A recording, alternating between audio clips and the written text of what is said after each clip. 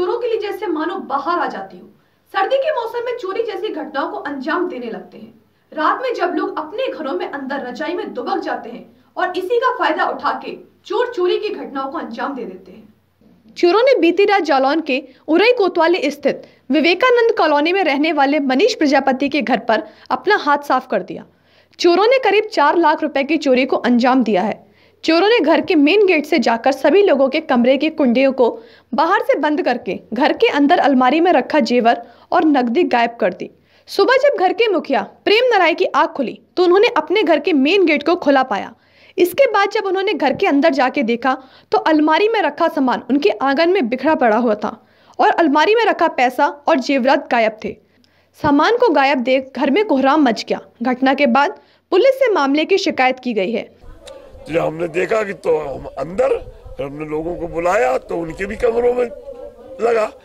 एक कमरे में बाहर से नहीं लगी थी एक दरवाजे से, तो हम उससे खोल करके बाहर आए तो देखा कि मेन गेट जो है, जो रोड की साइड खुलता है, वो पूरा खुला है।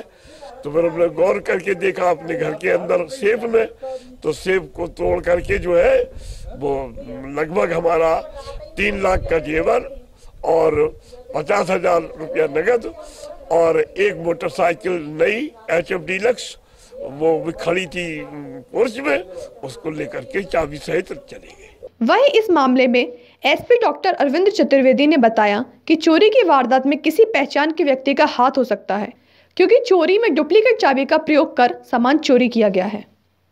ये जानकारी में आया है कि मनीष दीक्षित निवासी विवेकानंद कॉलोनी उरई के आवास पर बीती रात चोरी हुई, जिसके संबंध में कोतवाली में मुकदमा पंजीकृत कर लिया गया है।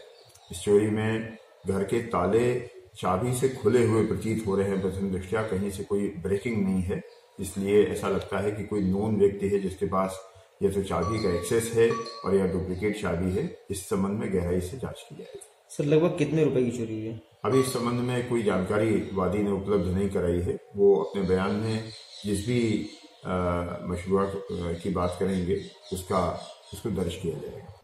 उरई से शिवांग शुक्ला की रिपोर्ट।